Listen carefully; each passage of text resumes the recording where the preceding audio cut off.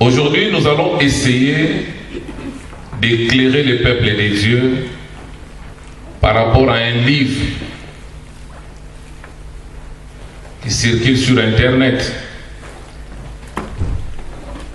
On appelle ça l'évangile de Barnabé, soi-disant qu'il était disciple de Christ et il a dévoilé des choses.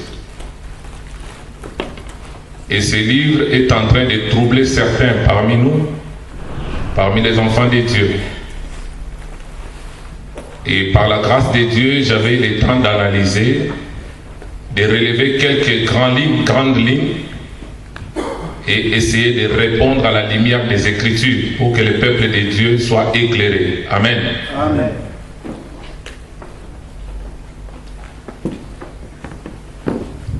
Par rapport à l'analyse que j'avais faite sur ce livre que j'appelle la Bible satanique, déjà ce livre a été retrouvé en Turquie, précisément à Ankara, entre les mains d'un gangster ou d'un gang de trafic. Déjà dans la justice des hommes, quand celui qui détient une preuve, sa vie n'est pas en harmonie ou en conformité avec la justice, on remet déjà la chose en cause. Amen. Amen. Mais maintenant, dans ce livre qui contient l'évangile de Barnabé, soi-disant disciple de Jésus-Christ, que la Bible n'a jamais mentionné ce nom, le premier point qu'il remet en cause, c'est la croix de Jésus. C'est-à-dire, il est dit, Jésus-Christ n'a pas été crucifié, et c'est Judas Iscariote qui a été crucifié à la place de Jésus. Et nous allons les démontrer dans la parole que Jésus-Christ était bel et bien crucifié. Amen. Amen. Deuxième élément, ils disent que Jésus-Christ était monté au ciel vivant. Ça, c'est la vérité. Mais ils ne mentionnent pas qu'il est monté au ciel vivant après sa résurrection. Troisième point,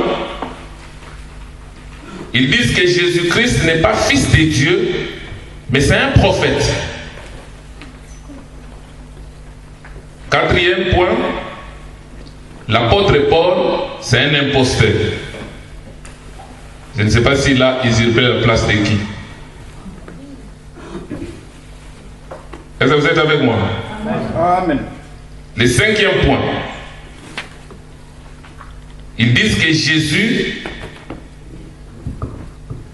avait prédit la venue du prophète Mohammed, celui qui a fondé l'islam 700 ans plus tard.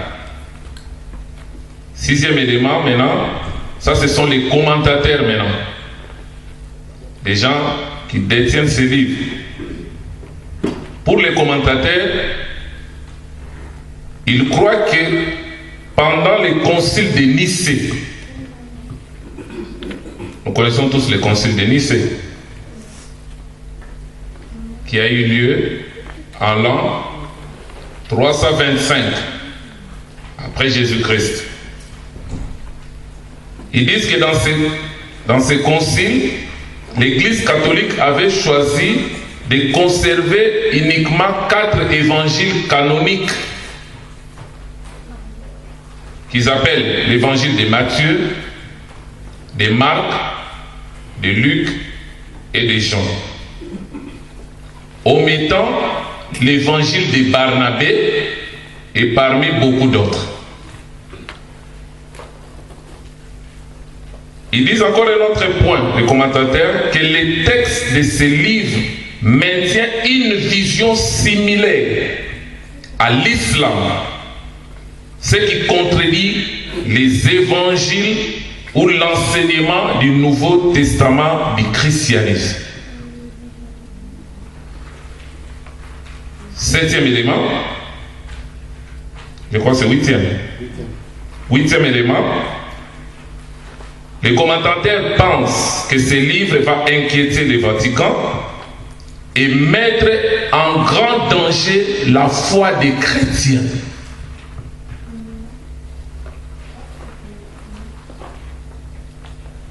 Neuvième élément, il pense que la défense de la foi aveugle, c'est-à-dire la foi que nous avons manifestée vis-à-vis de la parole de Dieu, il traite cela comme étant une foi aveugle. Ils disent maintenant que la défense de cette foi aveugle a conduit les nations à la guerre, à la violence, à la discrimination, à l'esclavage, et la société est devenue automate, c'est-à-dire les hommes sont devenus comme des machines, comme des robots. Alléluia. Amen. Cela me ramène dans l'enseignement que je donne ces derniers temps, insistant sur la croix de Jésus. Alléluia. Parce que l'ennemi ne peut pas toucher n'importe où. Il doit toucher là où il sait que cet élément fait la force du christianisme.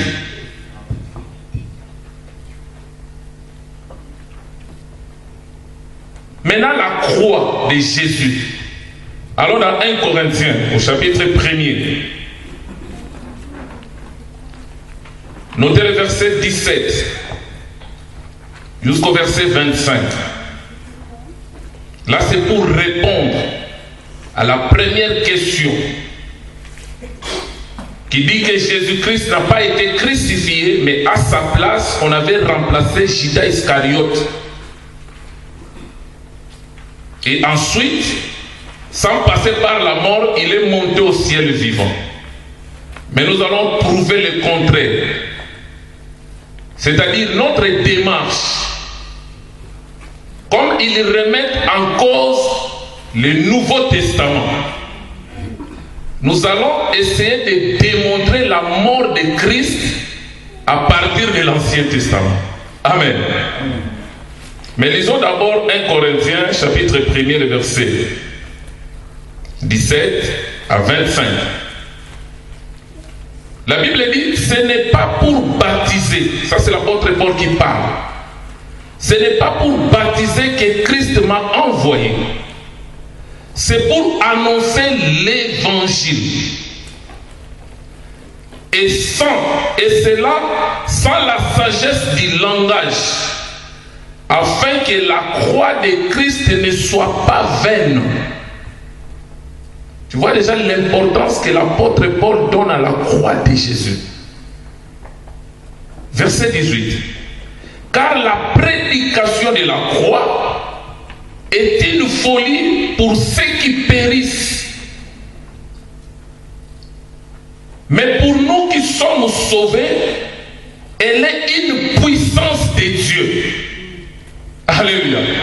Donc vous avez compris pourquoi j'appelle cette Bible la Bible satanique. Ça n'a rien à voir avec la Bible que nous utilisons. Le but de l'ennemi, c'est de remettre en cause la mort de Christ, son ensevelissement et sa résurrection. Or, nous savons que c'est là où repose la force du christianisme. Est-ce que quelqu'un peut dire Amen? Amen. Il dit la prédication de la croix. Prêcher que Jésus-Christ est mort à la croix, c'est une folie pour ceux qui périssent. Or, ceux qui périssent, ce sont ceux qui n'ont pas accepté Jésus comme Seigneur et Sauveur personnel. Mais la Bible dit, pour nous qui sommes sauvés, la prédication de la croix est une puissance de Dieu. Amen. Et par là, je rejoins encore l'apôtre Paul dans Romains 1, le verset 16, où il dit « Je n'ai point honte de l'évangile de Christ, parce que c'est une puissance pour le salut de quiconque croit. » Alléluia. Amen. Au verset 19, il dit « Aussi il est écrit, je détruirai la sagesse des sages, je rendrai nulle l'intelligence des intelligents. » Parce qu'un homme sage de ce monde, un homme intelligent, quand tu lui dis que Jésus-Christ est venu sur la terre, mourir à la croix pour nos péchés, en vue de nous sauver, c'est une folie. Comment quelqu'un qui vient pour sauver l'humanité doit mourir? C'est là où la Bible dit, c'est une folie pour ceux qui périssent. Amen. Amen. Verset 20, il dit, où est le sage? Où est le scribe? Où est le raisonneur de ce siècle? Dieu n'a-t-il pas convaincu la folie, la sagesse du monde? La Bible dit, la sagesse du monde est une folie pour l'Éternel. La vraie sagesse vient de Dieu. C'est là où le psalmiste a dit, la crainte de l'Éternel, c'est le commencement même de la sagesse. Verset 21, il dit, car puisque le monde, avec sa sagesse, n'a point connu Dieu. Est-ce que vous réalisez? Le monde, avec sa sagesse, n'a point connu Dieu. Il a plu à Dieu, dans sa sagesse, de sauver les croyants par la folie de quoi? De la prédication. De quelle prédication? De la prédication de la croix, qui est une folie pour ceux qui périssent, mais pour nous c'est une puissance de Dieu. Amen. Nous sommes sauvés par la prédication de la croix. Amen. Maintenant l'ennemi a compris que si on prêche la croix à l'église, les gens seront sauvés. Maintenant la première des choses pour combattre l'église, combattre le christianisme, la première des choses, il faut remettre en cause la mort de Christ. Alléluia. Amen. Au verset 22, il dit, les Juifs demandent des miracles et les Grecs recherchent la sagesse. Nous prêchons Christ crucifié. Donc cela prouve que Jésus était crucifié à la croix. Judas n'a pas pris la place de Jésus. Parce que l'humanité tout entière était enfermée dans les péchés. Mais maintenant, pour libérer les hommes du péché, il a fallu le sang précieux, un sang divin. Amen, amen. Raison pour laquelle Dieu a quitté son trône de gloire. Il s'est dépouillé. À la forme du Fils, il a sacrifié son propre sang. Raison pour laquelle nous disons ceci. Jésus n'est pas fils de Marie. Amen. Marie a trouvé grâce pour que par elle, le Messie vienne dans le monde. Mais Jésus ne pouvait pas avoir le cordon ombilical lié à Marie. Parce que s'il avait le cordon lié à Marie, il devrait hériter le sang de Marie. Or, Marie, c'est un descendant d'Adam déchu. Donc, son sang ne pouvait pas faire l'expiation du péché. Alléluia. Amen. Il dit, nous prêchons Christ crucifié. Scandale pour les Juifs et folie pour les Grecs ou les païens. Pourquoi scandale? Parce que la mort à la croix, c'était la sentence que les Romains réservaient à tout opposant de César, à tout malfaiteur. Satan's démon, c'est la croix. Mais comment tu peux nous expliquer par la prédication de la croix que le Messie, le libérateur, celui que nous les Juifs nous attendons pour venir restaurer le royaume de Dieu sur la terre, doit aller mourir à la croix, une mort honteuse réservée aux criminels? C'est la folie. Alléluia. Amen. Mais la Bible dit, par cette folie, amen, Dieu veut nous sauver. Amen. Amen. Pour les Grecs, c'est inadmissible. Comment quelqu'un qui vient sauver l'humanité doit monter à la croix comme un malfaiteur? Pour sauver qui? Tellement les Grecs, c'est la sagesse des grands philosophes, des raisonnaires de ces siècles. Personne ne peut croire. Alléluia. Amen. Verset 24. La Bible dit, mais puissance de Dieu et sagesse de Dieu pour ceux qui sont appelés, tant juifs que grecs. Car la folie de Dieu est plus sage que les hommes, et la faiblesse de Dieu est plus forte que les hommes. Alléluia. Si vous allez dans Hébreux 11, le verset 26, la Bible dit, c'est par la foi que Moïse, lorsqu'il a su qu'il était hébreu, refusant d'être appelé fils de la fille de Pharaon, il a accepté d'aller souffrir avec son peuple dans la boue, mais tout en ayant le regard fixé sur l'opprobre de Christ. Quand on parle de l'opprobre, c'est la mort à la croix, une mort honteuse. Alléluia. Amen. Mais Moïse a vu la mort de Christ par la foi. Amen. Et la Bible dit, cette mort à la croix, c'était plus que tous les trésors de l'Égypte. Donc celui qui a compris l'importance de la croix de Jésus, pourquoi Jésus était mort à la croix pour nous, pour nos péchés, pour nous libérer, il est béni. Amen.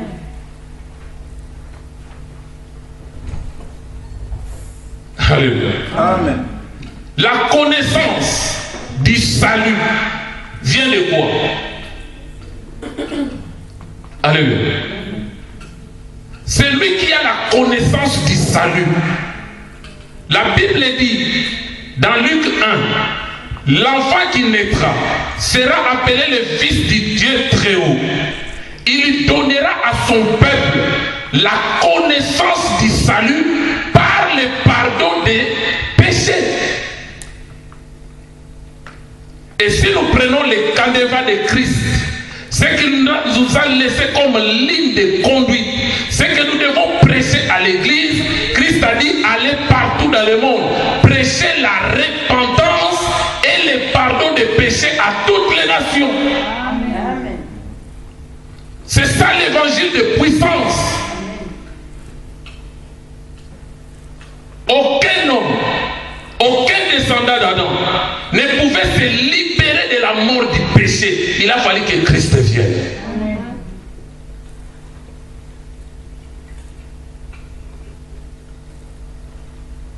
Je vais toujours donner l'exemple des enfants d'Israël en Égypte.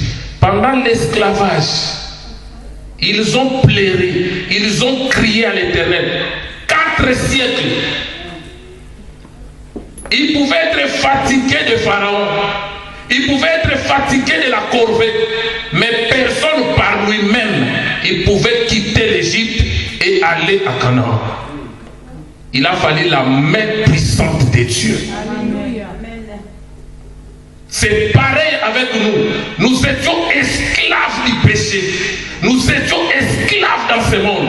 Malgré que nous sommes des élus de Dieu, venus sur la terre comme des pèlerins. Mais comme nous sommes nés dans les péchés, conçus dans l'iniquité, cette nature-là du péché était collée à nous. Personne ne pouvait se libérer de ça. Et Paul a dit, misérable que je suis, qui me délivrera de ce corps de péché. Gloire soit rendue à Dieu par Jésus-Christ. Frère, commencez à voir la grâce là. Amen. Tite nous dit, la grâce n'est pas une licence pour vivre dans les péchés. La grâce, source de salut de tous les hommes. La Bible dit, cette grâce a été manifestée en qui? En Jésus. Et cette grâce nous enseigne à renoncer à l'impiété, à la convoitise de la chair. Elle nous recommande à vivre dans ce siècle présent, c'est-à-dire dans ce monde, selon la sagesse et la justice de Dieu, en attendant la bienheureuse et la manifestation du Fils de Dieu. Et la Bible dit, celui qui a cette espérance, dans 1 Jean 3, le verset 3, il se purifie. Amen. Alléluia. Amen.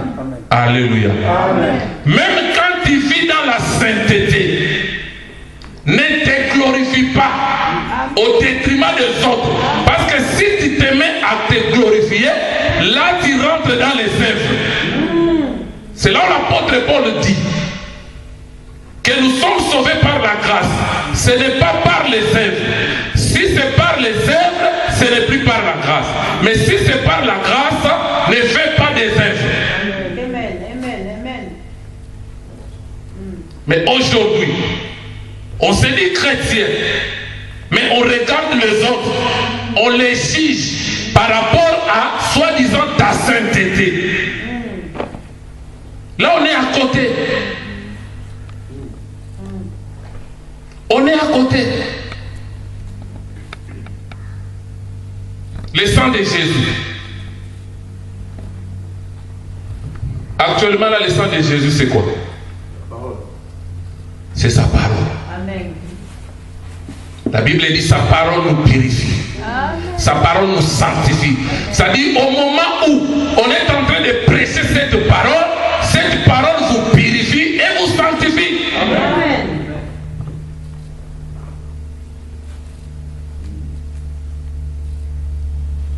Sans la croix, je ferme la Bible et je retourne dans le monde.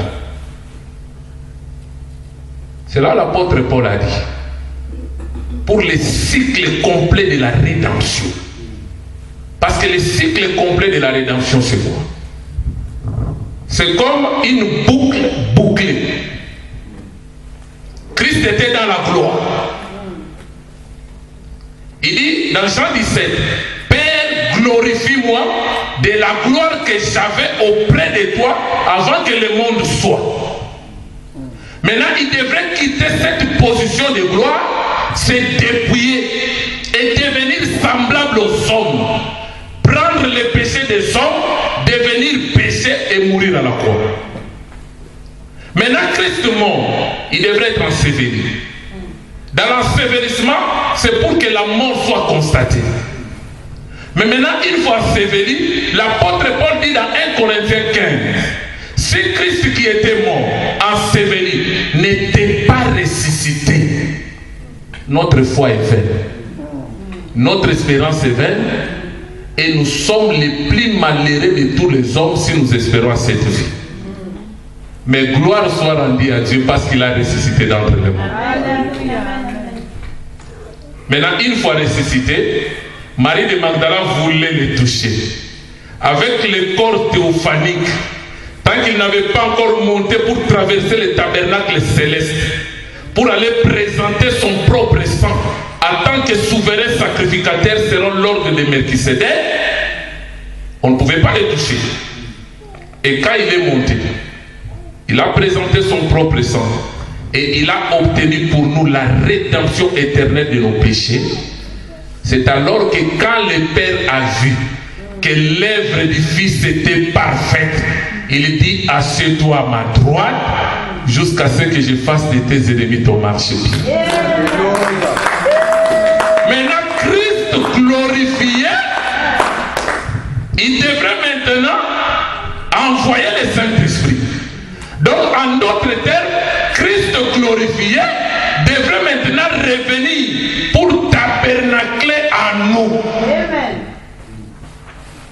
Est-ce que quelqu'un me saisit? Amen, amen. Le baptême du Saint-Esprit, c'est Dieu dans l'homme. Raison pour laquelle c'est lui qui a compris ces choses. Voilà pourquoi dans l'église, il y a trop d'erreurs. Vous commencez à prier, maintenant nous allons inviter la présence de Dieu. Tu invites la présence de Dieu, Dieu est en toi. Amen. Quelle invitation! Et par là, les faux prophètes, ils commencent à prophétiser. On a commencé la réunion, au milieu de la réunion, moi l'Éternel, votre Dieu, j'ai dit, je viens au milieu de vous. Viens quoi? Tu es en nous. Tu vis en nous. Quand toi se réunit, tu es déjà là.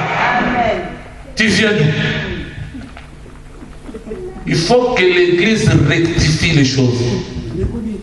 Alléluia. Alléluia. Jésus est mort à la croix. Jean 3,16. Car Dieu a tant aimé le monde, il a donné son Fils unique pour mourir à la croix, afin que quiconque croit en lui ne périsse point, mais qu'il ait la vie éternelle. Ésaïe 53 nous parle aussi de Christ. Comment il a porté nos péchés. Comment le Père l'a brisé à la croix à cause de nos iniquités. Et la Bible dit le châtiment qui nous donne la paix aujourd'hui est tombé sur lui. Là, Ésaïe parle déjà de la croix de Jésus. Même si on ne veut pas croire ce que le Nouveau Testament parle par rapport à la mort de Jésus, mais retournons dans l'Ancienne Alliance. Ça témoigne de la mort de Jésus. Amen. Amen.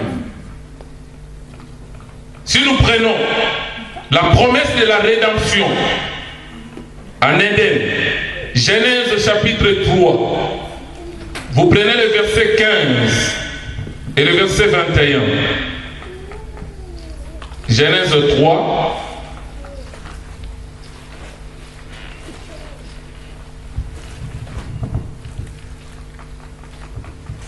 La Bible dit, je mettrai l'inimitié entre toi. Toi là, ça représente qui? Les serpents. Amen. Je mettrai l'inimitié entre toi et les serpents. Donc nous comprenons que c'est Satan.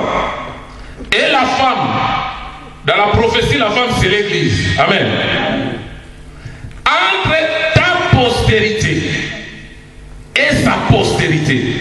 Or la postérité de la femme, cette postérité physique, c'est Jésus.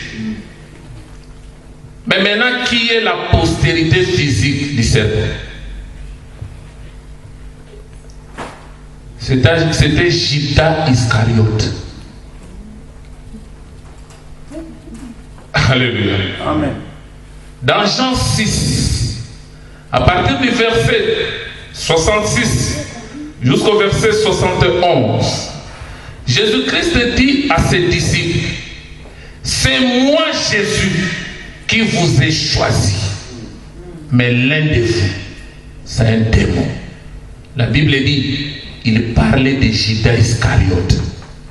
Comment un démon, Judas Iscariote, peut prendre la place de Jésus à la croix et sauver l'humanité? Ça ne tient pas debout. Non. C'est le mensonge de l'ennemi. Alléluia. Il dit celle-ci, la postérité de la femme, écrasera la tête et tu lui blesseras les talons. C'est ce qui s'est passé à la croix. Pourquoi le diable n'aime pas la prédication de la croix? Parce qu'à la croix, la tête du serpent, la tête de Satan a été écrasée. Et Satan, après la croix, c'est un serpent à tête écrasée. Il ne peut rien te faire. Colossiens 2,14 dit, à la croix, Christ a dépouillé les autorités, les dominations, les principautés, les esprits méchants. Dépouiller, ça veut dire quoi?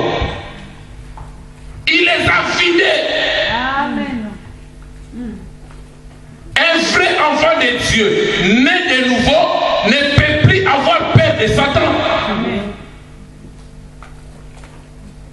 Dans nos églises, on ne doit plus mentionner ces noms avec ces démons. Parce qu'on a beaucoup glorifié Satan dans les églises. Et les lieux où Satan trouve sa force, sa puissance, ça devient maintenant dans l'église.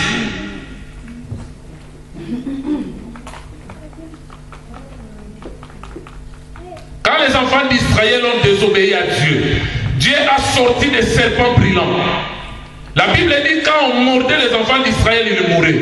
Et cette morsure-là, c'est quoi? C'est les péchés, c'est les attaques de l'ennemi. Ça représente toutes ces choses-là. Mais la solution, c'était quoi?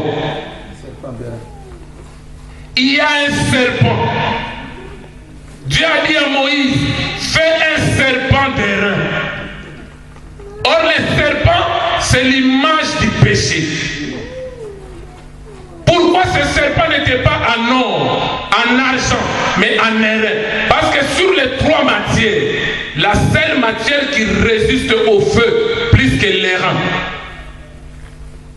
parmi les trois là, ça n'existe pas. C'est pour dire, à la croix, Christ est devenu péché. Et il est le seul, en tant qu'airain, qui peut supporter les châtiments de Dieu. Maintenant, la Bible te dit, quand tu es mordu, ne regarde pas la blessure. Amen. Tu pêches, tu commences à t'appuyer, comment on appelle ça? S'apitoyer sur ton sort. Porte les regards à la croix. C'est là où il y a la solution. Amen. Et la Bible dit quiconque portait ses regards à la croix, peu importe la morsure du serpent, il conservait la vie. C'est avec Jésus que nous avons la vie.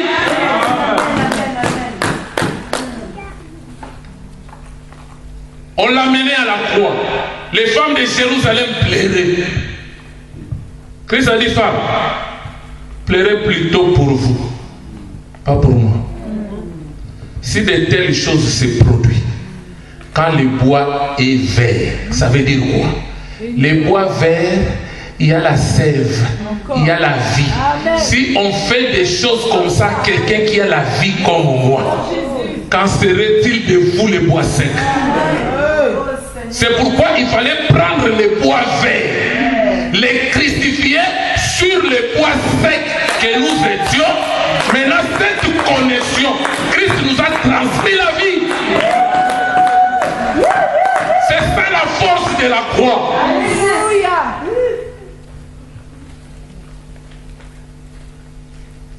Maintenant, pour flatter les chrétiens, Jésus attend que Christ ne peut pas mourir. Maintenant, à la place, Dieu a remplacé Judas rapidement et Jésus est monté au ciel. Ça, c'est contredire l'évangile. Vous savez pourquoi? Parce que la Bible, il y a l'harmonie. Quand tu prends Lévitique 23, on nous parle de cette fête juive. Et cette fête-là, c'est en ordre. D'abord, nous avons la Pâque, la mort de Jésus. Ensuite, nous avons la fête de pain sans levain, l'ensevelissement. Troisième fête, c'est la fête de prémices. Prémices, ça nous enseigne la résurrection de Christ. Après la résurrection de Christ, quatrième fête, il faut que Christ libère le Saint-Esprit. La Pentecôte. Alléluia, merci Seigneur. C'est un ordre.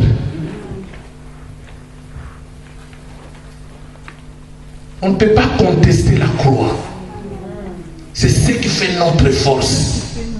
Folie pour les Grecs, scandale pour les Juifs, mais pour nous, la mort de Jésus à la croix, c'est une puissance. Voilà pourquoi la Bible dit, à la croix, Christ a porté nos malédictions, à la croix, il a porté nos maladies, à la croix, il a porté nos infirmités. C'est par ces meurtrissures que nous sommes guéris. La guérison, nous ne les recevons pas là, mais la guérison, nous l'avons déjà reçue à la croix. On n'existait pas encore. Christ est mort à la croix, il a payé le prix.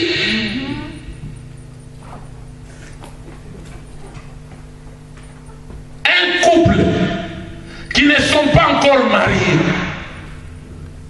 qui n'ont pas encore eu des enfants, mais à la croix, Christ a payé pour les péchés de cet enfant. Christ a payé pour la maladie de cet enfant. Christ a payé pour les infirmités de cet enfant. Mais ce que Christ te demande, c'est quoi? Crois seulement à ce que j'ai fait à la croix. Amen. Alléluia. Amen. Amen. Amen.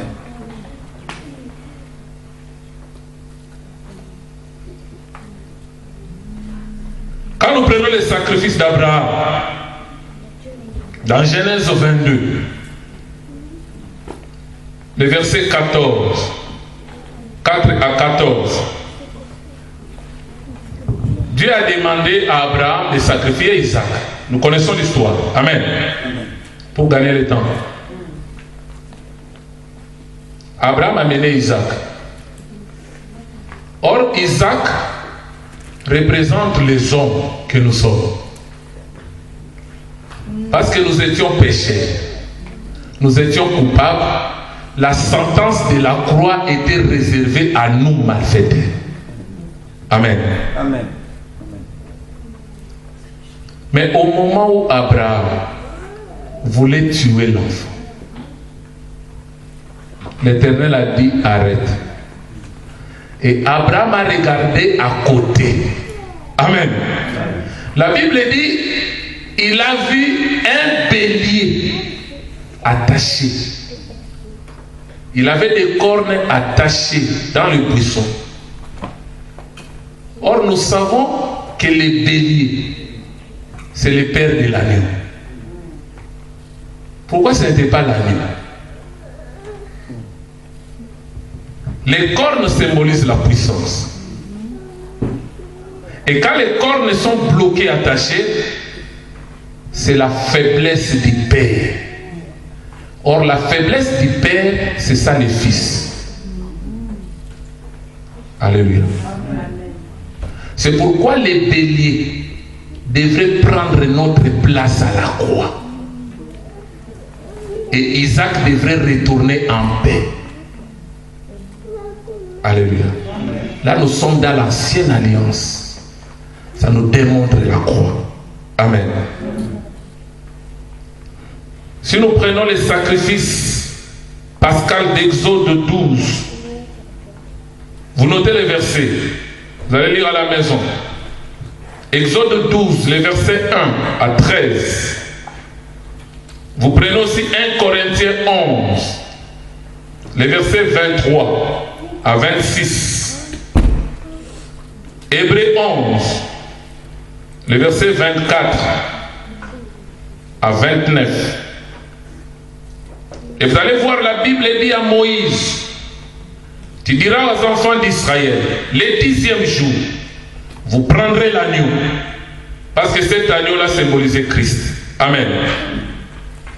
Vous prendrez l'agneau, vous le garderez pendant 4 jours. Et si pendant les 4 jours, l'agneau manifeste un défaut corporel, il n'est plus digne pour un sacrifice. Alléluia. Mais quand je prends Judas, la Bible dit, lorsqu'on répandait le parfum aux pieds de Jésus, il a regardé que c'était un parfum Il dit, Seigneur, ton cœur, pourquoi gaspiller?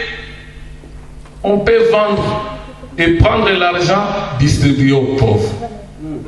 La Bible dit, ce n'était pas parce que Judas avait compassion des pauvres, mais parce que Judas était voleur, il soutirait l'argent dans la caisse. Donc Judas, si c'est lui l'agneau, il manifeste déjà les défauts corporels. C'est pourquoi nous insistons, la rigueur de Dieu, même dans les sacerdoces aroniques, lévitiques, la rigueur de Dieu s'est portée sur l'animal qu'on a mené, pas sur l'homme péché. On ne peut pas changer l'évangile. C'est ça l'évangile, c'est ça la bonne nouvelle. Je suis coupable, je suis pécheur, j'amène mon agneau. Maintenant, les yeux du sacrificateur, c'est les yeux de Dieu. La rigueur de Dieu, l'exigence de Dieu, c'est sur l'animal. Pendant les 4 jours, il ne devrait pas manifester un défaut corporel. Au cas contraire, il n'est plus digne pour le sacrifice. Mais vous savez qui a examiné Jésus dans la Nouvelle Alliance? Amen. C'était Ponce Pilate. Dans les tribunaux de Ponce Pilate, quand tu entres, tu sors coupable. Mais Jésus est entré dans ce tribunal. Pilate a commencé à l'interroger. Il a commencé à l'examiner. À la fin, il dit, je ne trouve aucune faute à cet homme. Je l'ai piégé. J'ai examiné parce que je suis spécialiste. J'ai fait des jets d'attrape. Mais je n'arrive pas. Aucun défaut. Maintenant, comme il n'a pas de défaut, les vrais coupables, Barabbas, non. Maintenant, le jour de la Pâque, quand on appelle ton nom, c'est la croix. Maintenant, Barabbas était là, il attendait la mort. On appelle Barabbas. Présent. On dit tu es libre. Déclaré non coupable. Tous les crimes qu'on t'accuse, tu ne l'as jamais commis. Maintenant, regarde les hommes. Il dit, mais je reconnais quand même quelqu'un, je suis quand même coupable, non coupable. Parce qu'il y a quelqu'un qui a pris ta place. Amen. Tu étais impudique, lui il est devenu impudique pour toi. Tu étais voleur, lui il est devenu voleur pour toi. Ce qu'il te demande, crois. Et cette fois-là, c'est l'obéissance. Parce qu'il m'a libéré. Je ne le fais pas par contrainte. Je le fais par amour. C'est-à-dire, si je ne pêche pas, ce n'est pas par peur de punition. Parce que la Bible dit le vrai amour bannit la crainte. Parce que la crainte suppose un châtiment. Or, si je crains, c'est par amour. Parce qu'il m'a aimé. Voilà. Il m'a donné une nouvelle nature. Amen, amen. Et la nature que j'ai reçue de lui n'est pas compatible au péché. C'est ça la raison. Amen, amen. C'est simple que ça. Même l'apôtre Paul, quand il prêchait la grâce à son époque, il y avait toujours des gens qui avaient des faux raisonnements. C'est là l'apôtre Paul disait, quand je parle de cela, est-ce que cela veut dire que nous devons demeurer dans les péchés et vivre dans les péchés loin de là? Parce qu'il y a des gens qui réfléchissent mal. Amen.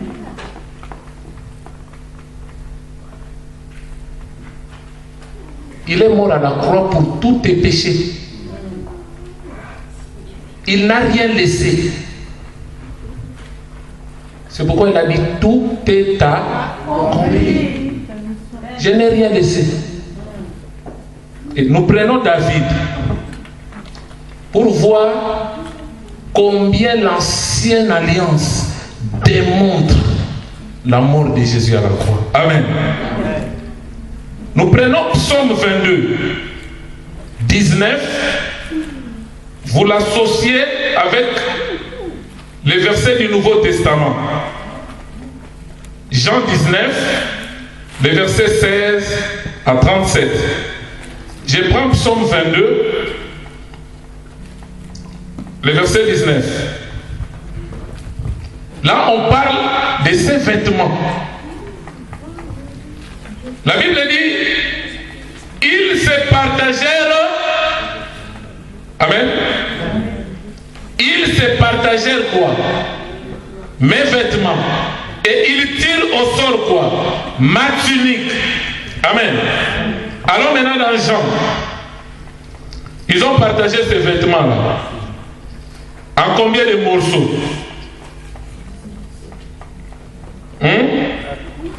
Le verset 23.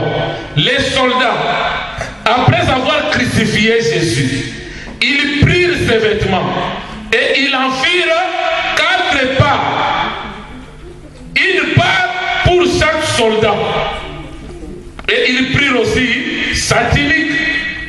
Donc David, en tant que prophète, il a déjà prophétisé ce qui va arriver avec Christ à la croix.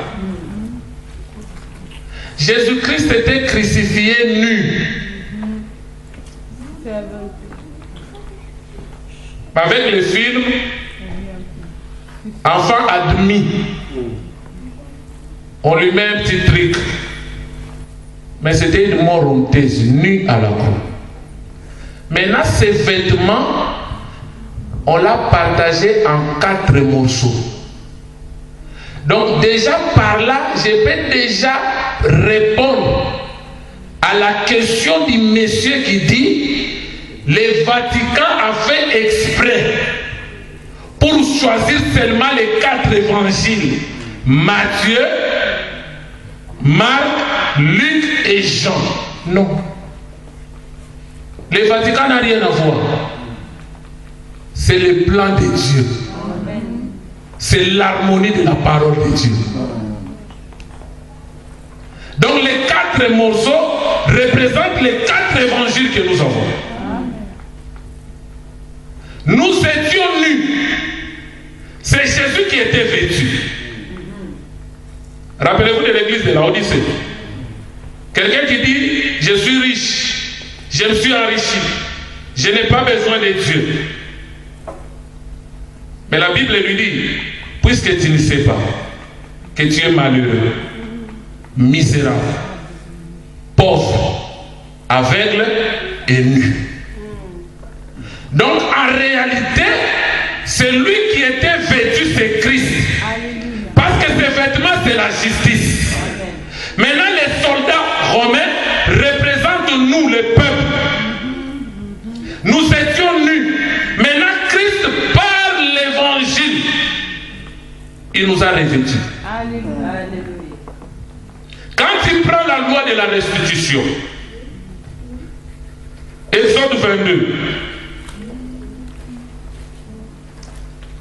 Exode 22, le verset 1er.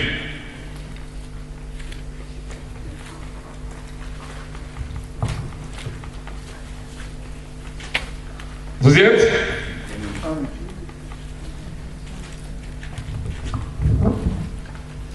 Si un homme dérobe un bœuf ou un agneau et qu'il l'égorge ou le vende, il restituera combien?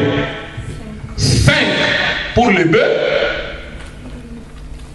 et pour l'agneau 4.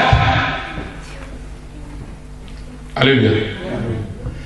Quand on parle du bœuf, là nous voyons le ministère. Quand on parle de l'agneau, nous voyons l'évangile. Donc en réalité, il y a un seul évangile. Amen. L'évangile de Christ. Amen. En réalité, il y a un seul ministère. Le ministère de Christ. Maintenant, le Père, par rapport à cette loi, il a dérobé le Christ. Il a écorché. Maintenant, il devrait remplacer Christ en tant que ministère par les saints. Évangéliste, pasteur, prophète, docteur et apôtre. Mais de ces cinq-là, ne font qu'un.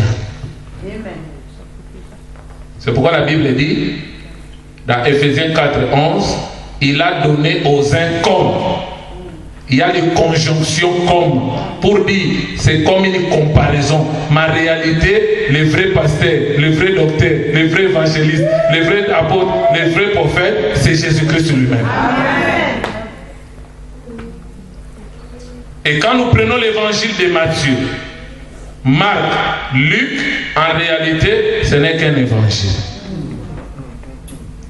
Raison pour laquelle, pour voir l'harmonie de la parole de Dieu, la Bible nous parle de 4 êtres vivants.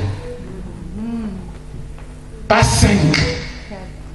Donc c'est tout à fait normal que la nouvelle alliance puisse avoir ces 4-là.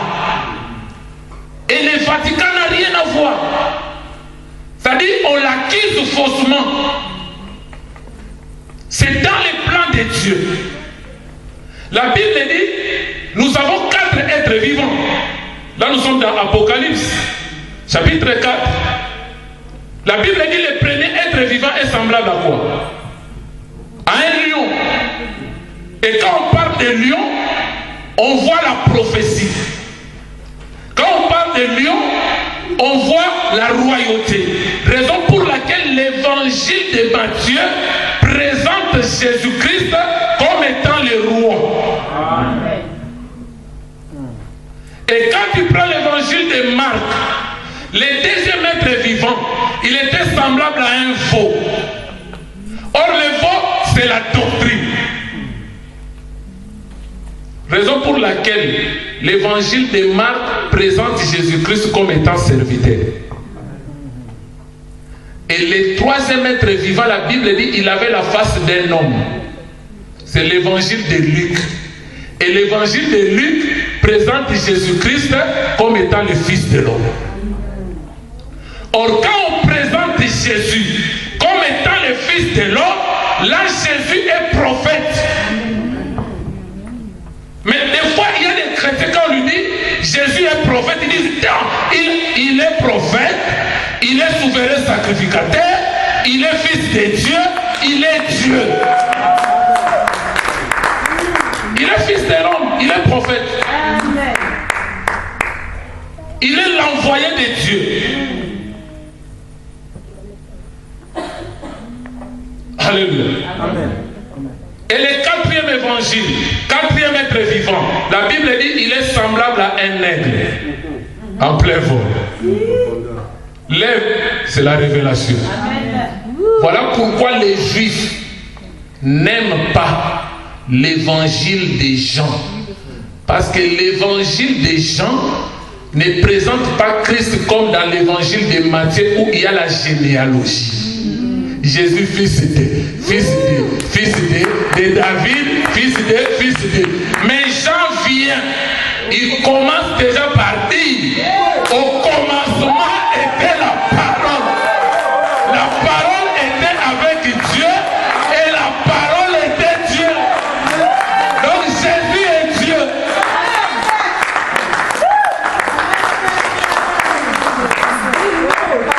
Ils ne peuvent pas aimer ça.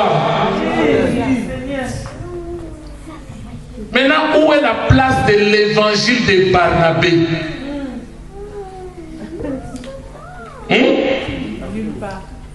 On a cité même Zébédée. Il n'y a pas l'évangile de Zébédée. Mais Barnabé, on ne l'a même pas cité. Si on ajoute l'évangile de Barnabé, donc Dieu doit commencer à modifier. Il n'y aura plus 4 êtres vivants, ça doit être 5. Maintenant, quand tu dérobes un agneau, tu l'égorges, il faut restituer 5. Maintenant, quand nous allons dans le tabernacle, la porte des brebis qui nous enseigne l'évangile, et cette porte des brebis avec 4 boulets. Les fêlés, ça nous parle de la divinité de Christ. Les pourpres, ça nous parle de la royauté de Christ. Les cramoisis, ça nous parle des sacrifices de la croix. Et les bleus, ça nous parle du ciel. Parce qu'il est le paix qui est descendu du ciel. Dans Jean 1, il dit, vous verrez désormais le ciel ouvert. Les anges de Dieu montaient et descendaient sur les fils. Parce qu'il était le ciel manifesté.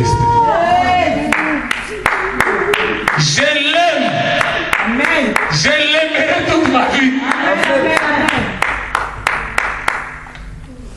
Même au risque et péril, je suis prêt. Alléluia. Amen.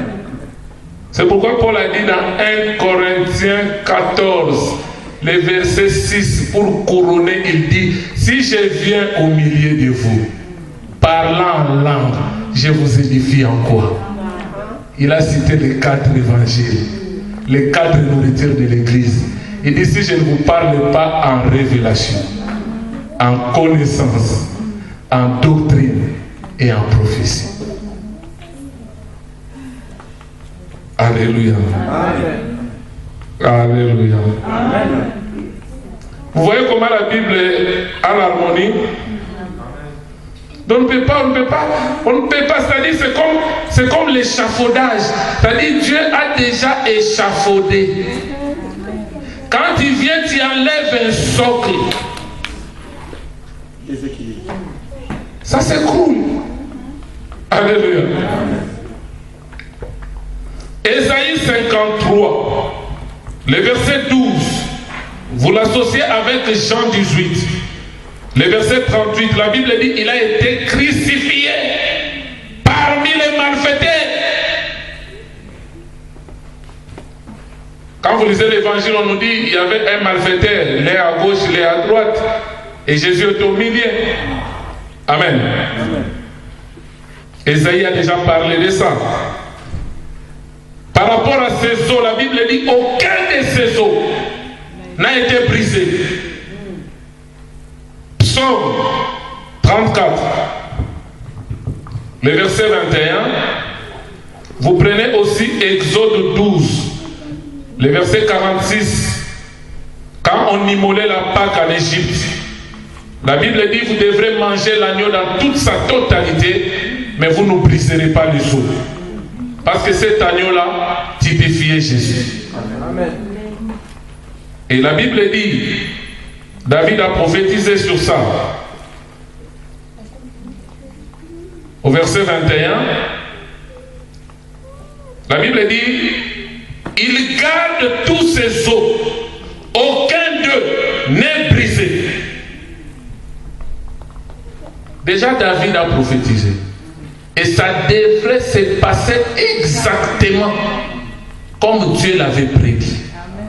Et la Bible dit, comme c'était la Pâque, il fallait précipiter la mort des criminels pour qu'on enlève le corps sur la croix, pour qu'on aille les enterrer afin d'observer les sabbats. Alléluia. Amen. Mais maintenant, la seule manière de précipiter la mort des gens, c'était de les rompre les jambes. La Bible dit, on arrive chez les premiers malfaiteurs. Parce que c'est les malfaiteurs, souvent ils sont forts. Hein? Bien que cloués, mais on a coupé pas. Deuxième malfaiteur, il parle encore. On a coupé pas. Maintenant, quand on a regardé Christ, il était déjà mort. Maintenant, les policiers se disent, peut-être qu'il est en train de faire semblant. Je vais lui percer les côtés. Comme ça, s'il fait semblant, il va encore bien mourir. En lui perçant les côtés, il accomplit notre prophétie. Qu'il a été percé. David l'a dit aussi. Amen. Amen. Alléluia. Amen. Non, ce n'était pas David, c'était Zacharie. Zacharie 12, le verset 10. Il a été percé sur les côtés. Amen. Amen.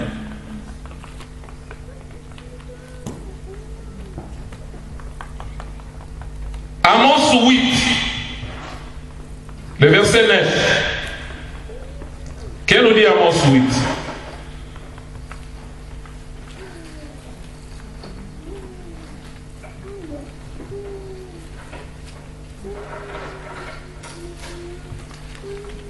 Quelqu'un a trouvé? Amos 8, vous y êtes? Le verset 9. Écoute ce que l'Éternel dit. En ce jour-là, dit l'Éternel le Seigneur,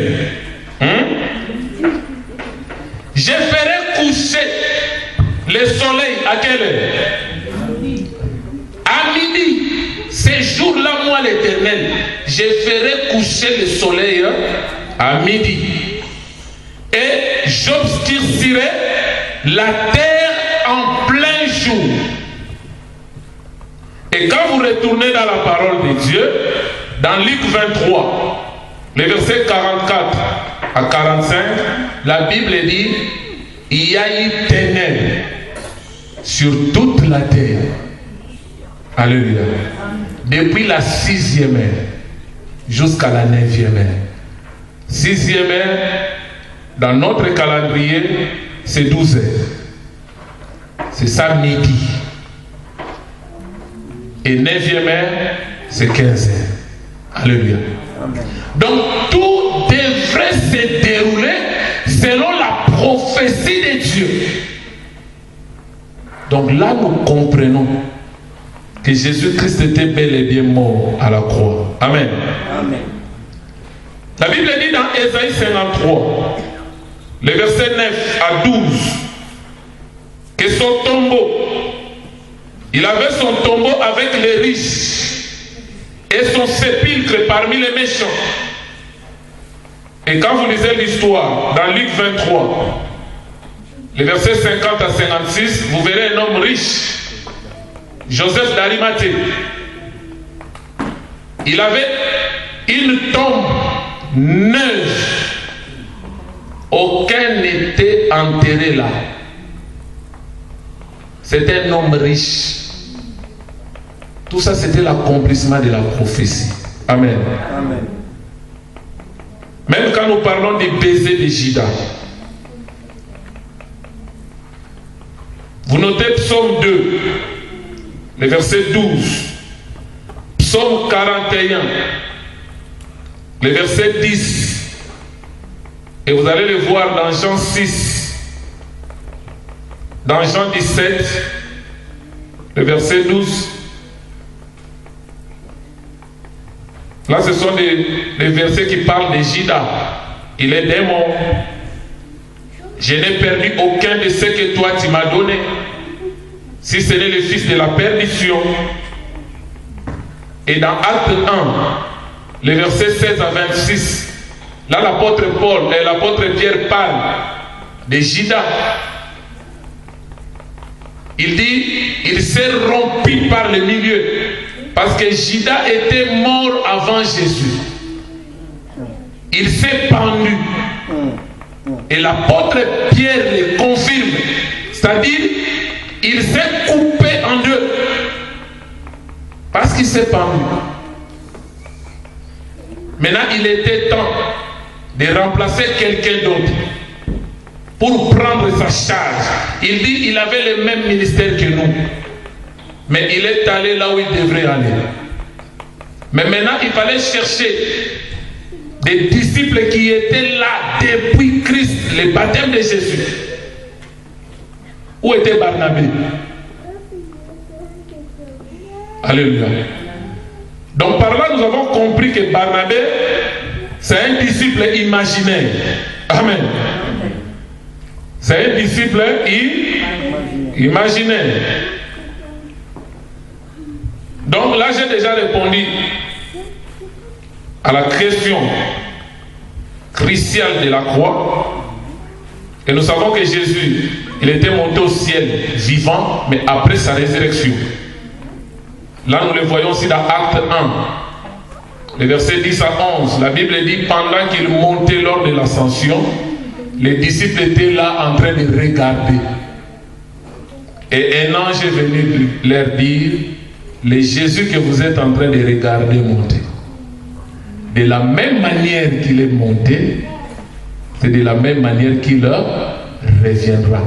Et ça, il parle du retour de Christ à l'avènement. L'avènement de Christ, c'est 1 Thessaloniciens 4, le verset 16. À un signal donné, à la voix d'un archange, au son de la trompette, il descendra.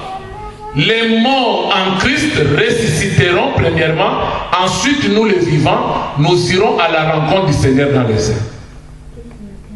Mais le retour de Christ, comme il était parti de la montagne des Oliviers, c'est-à-dire le retour c'est revenir à la case de départ. C'est là où Zacharie 14, 4 dit, quand il reviendra, il posera ses pieds sur les monts des Oliviers. Et le retour, ce n'est pas pour nous les nations, c'est pour les Juifs. Amen. Amen. Amen. Donc nous avons compris.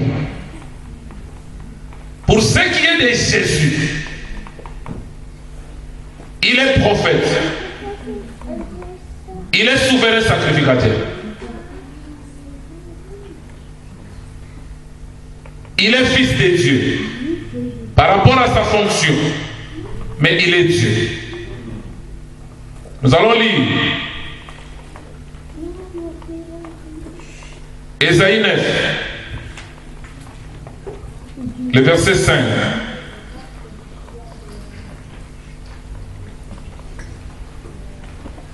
Ésaïe 9, le verset 5,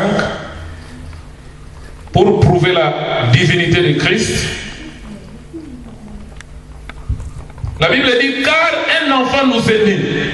Amen. Mais un fils nous est donné à la croix. La domination reposera sur son épaule. On l'appellera admirable, conseiller. Ensuite, Dieu puissant. Ça ne s'arrête pas là. Père éternel. Amen. Alléluia. Là, nous sommes dans le mystère d'Élohim. Parce que l'Élohim, quant à son sens, il se réfère à un seul Dieu qui est unique et véritable. Amen. Mais quant à sa forme, Élohim est pluriel. C'est-à-dire, dans sa forme, Élohim est pluriel. C'est-à-dire, ça incarne le Père, le Fils et le Saint-Esprit. C'est là où Éphésiens 4 et 6 nous dit quoi? Même à partir du verset 5. Nous savons qu'il y a un seul Dieu. Ce Dieu-là est Père de tous, au-dessus de tous. Parmi tous, là il devient Dieu parmi les hommes, Emmanuel, et en tous, le Saint-Esprit dans l'homme. Alléluia. Amen. 1 Jean 5, 20. Le verset que je donne là, si vous prenez la Bible, la tradition monde nouveau, on a enlevé.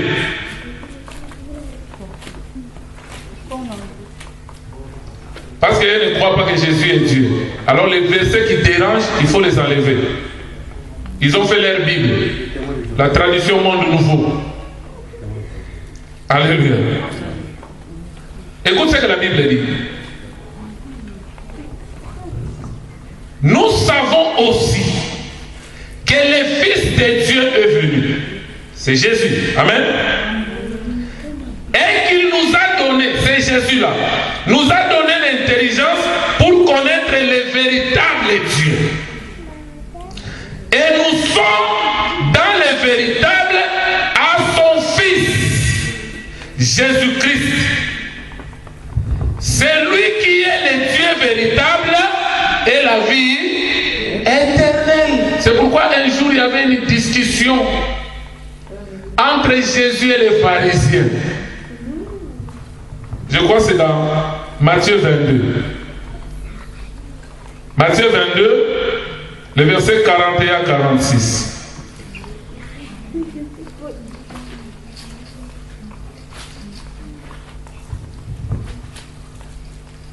Alléluia. Écoute ce que la Bible dit. Comme les pharisiens étaient ensemblés, Jésus les interrogea. Amen. En disant, que pensez-vous du Christ, le Messie? Écoute la réponse. De qui est-il fils, le Messie? Il lui répondit, le Messie est fils de David. Très bien. Amen. Et Jésus leur dit, comment donc David, animé par l'Esprit, alléluia, animé par l'Esprit, l'appelle Seigneur, lorsqu'il dit, le Seigneur a dit à mon Seigneur. Il n'y a pas de Seigneur. La Bible dit qu'il y a un seul Seigneur. Mais comment David, dont Jésus est fils, animé par l'Esprit de Dieu, il appelle Jésus mon Seigneur. Il dit mon Seigneur, dites à mon Seigneur, assieds-toi à ma droite, jusqu'à ce que je fasse de tes ennemis ton marchepied. Si donc David l'appelle Seigneur, comment est-il son fils? C'est pourquoi les choses de Dieu, si tu mets la sagesse des hommes, tu mets l'intelligence des hommes, tu ne pourras pas. Il faut que Dieu t'accorde la révélation de sa parole. Amen. Amen. Amen. Et sur ce, écoute ce que la Bible dit. Nul ne puis lui répondre un mot. Et depuis ces jours, personne n'osait lui proposer des questions. Malgré leur intelligence, malgré leur sagesse, ils ne pouvaient plus répondre à cette question. Il est fils de David, selon la promesse, parce qu'il est le roi des rois, le seigneur des seigneurs, il viendra régner sur le trône de David. Mais en réalité, Jésus n'est pas fils de David. Bien qu'énuméré dans la généalogie. Dans la généalogie, on a mis son père qui? Joseph. Est-ce que biologiquement, si on veut parler biologiquement, Jésus était fils de Joseph? Non. Mais pourquoi on a mis Joseph, Jésus, on descend? Par rapport à cette lignée, on dit fils de David. En réalité, il n'est pas fils de David. En réalité, il n'est pas fils de Marie. Il est Dieu. Amen. Manifesté. Amen. Amen. Amen. Alléluia. Amen. Amen. Alléluia. Amen. Amen. L'apôtre Paul n'est pas un imposteur. Beaucoup de gens n'aiment pas Paul. Parce que Paul a compris le mystère de la croix.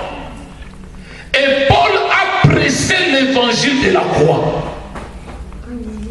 Il dit, s'il faut se glorifier, dans Galates 6, le verset 14 à 15, je ne me glorifierai de rien d'autre si ce n'est de la croix de Jésus. Amen. Amen. Dans Galates 2, 20, il dit, moi, j'ai été crucifié avec Christ. Et si je vis, ce n'est plus moi qui vis, mais c'est Christ qui vit en moi. Il nous a montré l'importance de la prédication de la croix. C'est tout à fait normal que le diable ne l'aime pas. Il les traite d'imposteurs. Alléluia. Amen. Alléluia. Amen.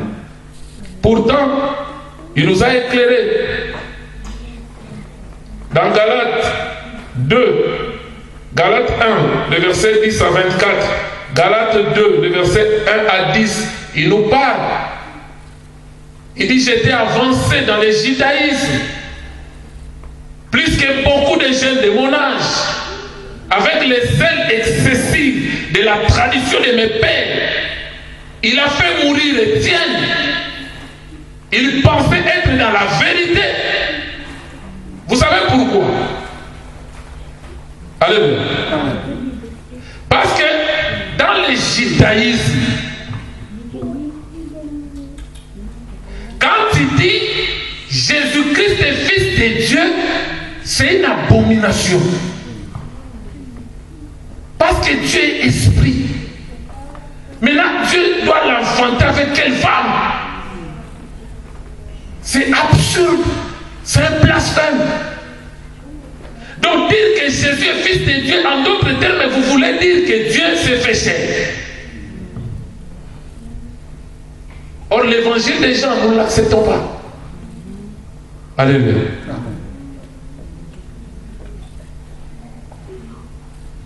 Mais pourtant, nous savons qu'il est Dieu manifesté.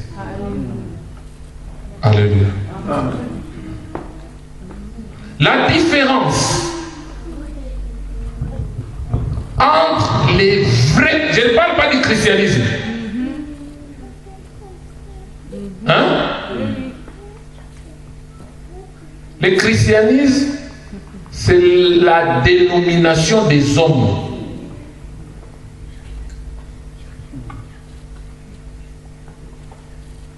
Le vrai christianisme, c'est la parole de Dieu. Amen. Tous les ismes, c'est la dénomination des hommes. Protestant, protestantisme.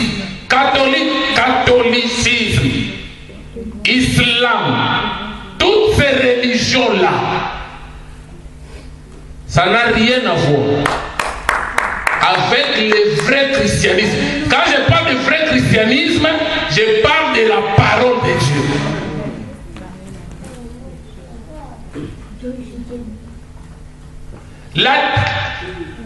Le vrai christianisme n'est pas une religion.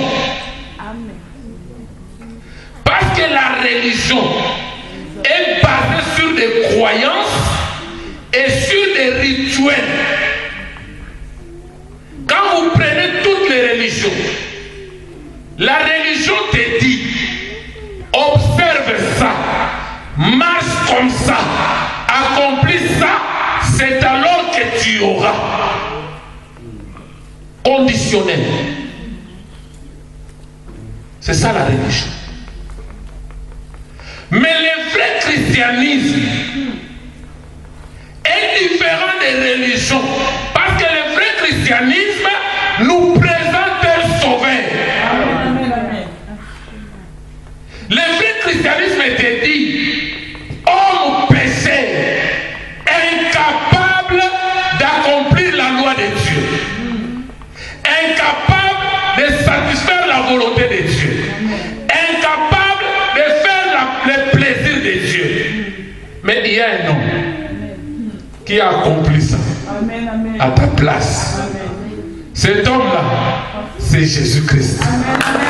Mais toi, crois seulement à ce qu'il a accompli pour toi.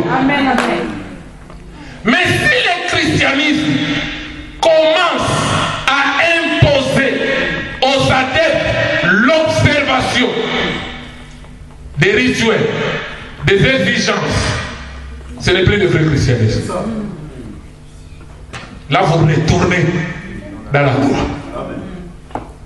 Or, dans la loi, tu trouveras 613. C'est là où Galate dit, maudit soit celui qui observe 612 lois, mais qui transgresse la 613e, devient coupable de tous les commandements et il est maudit. C'est pourquoi avec Christ, il nous a fait entrer dans une alliance conditionnelle. Lui-même, il a rempli les conditions exigées par les pères. Parce que l'alliance a trois choses: la promesse, les signes et les conditions. Maintenant, comme nous sommes incapables d'accomplir les conditions, Jésus l'a accompli à notre place. Maintenant, il dit au Père, j'ai rempli les conditions. Donne-leur la promesse. Et les signes, c'est moi-même. Quand il te fâchera, pour quoi que ce soit, mais l'arc paraîtra dans les nuées. Et quand je verrai l'arc, je serai apaisé. Amen. On ne favorise pas les péchés, mais nous devons comprendre ce que Christ a fait pour nous. C'est important. Amen. Si tu ne me crois pas aujourd'hui, même après 10 ans, parce que la vraie évangile, la vérité qui est prêchée, même si tu ne le crois pas aujourd'hui, 10 ans après, même si je ne serai plus là, tu diras, il nous disait ces choses-là.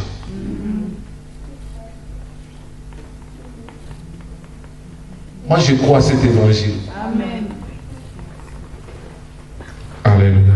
Amen. Le christianisme n'est pas une religion. C'est la parole de Dieu. Vivre la parole. Que la parole en nous se fasse chair. Que nous devenions la parole ambulante. Je termine par ceci. La Bible dit toute écriture est inspirée de Dieu. C'est ce que nous avons là. Amen. Amen. Ma réalité, ce qui est plus important, c'est la pensée de l'Éternel derrière ces écritures. Parce que je peux prendre ça, je mets la sauce dessus, je mets là où il y a des rats, ils vont manger toutes ces feuilles. Je ne dirais pas que les rats ont mangé la parole de Dieu. Il arrivera un temps. Alléluia. Tu peux aller quelque part. Tu sais, dans un monde où on persécutait les chrétiens, il y avait des chrétiens qui n'avaient que 2 feuilles de la Bible. C'est avec les 2 feuilles-là qu'ils méditaient nuit et jour. Ils priaient en fonction de ces 2 versets-là. Mais toi, tu as 66 livres. Mais tu ouvres la Bible que le dimanche. Vous savez pourquoi il y a 66 livres? C'est pas par hasard. Quand tu prends Ésaïe, Ésaïe a 66 chapitres.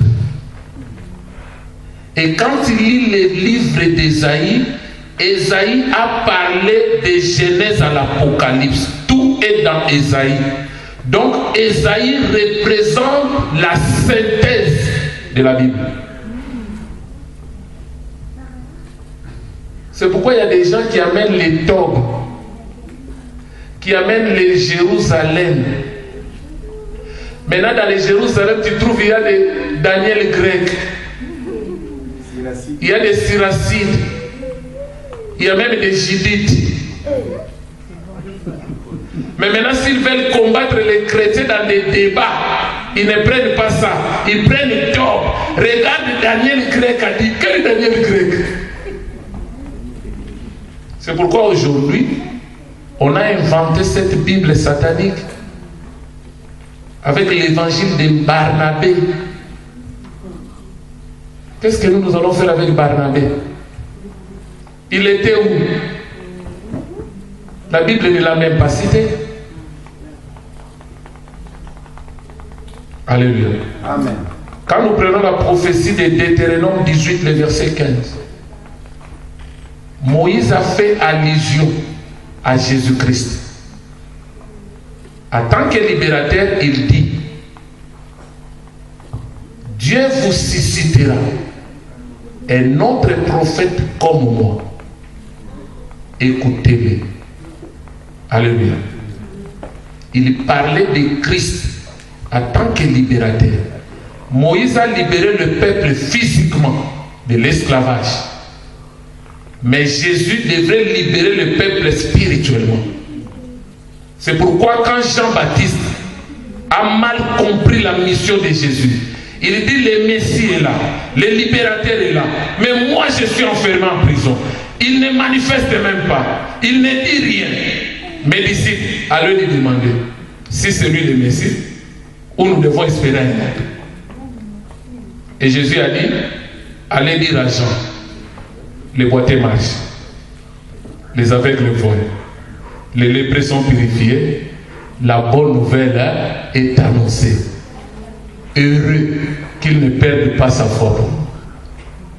Et quand il prend la naissance de ces deux enfants, lors de la naissance de Moïse, on massacrait les fils mâles. Lors de la naissance de Christ, on massacrait aussi les enfants. Donc c'était pour empêcher la venue des libérateurs. Donc quand tu prends la Bible, tu trouveras qu'il y a de l'harmonie. Il y a la concordance. Alléluia. Ne soyons pas troublés par ce que racontent ces messieurs, ce que racontent ces livres sataniques. Il dit notre foi. Il traite de notre foi la foi aveugle. C'est-à-dire nous avons accepté aveuglément des bêtises. Or nous savons à qui nous avons cru. Amen. Et si le monde a la guerre, la discrimination, la famine, toutes ces choses-là, c'est parce que Christ a prédit dans Matthieu 24 qu'au temps de la fin, il y aura des guerres, des bruits de guerre, des famines. Donc tout ça, c'est la prophétie de Dieu. Que Dieu bénisse sa parole.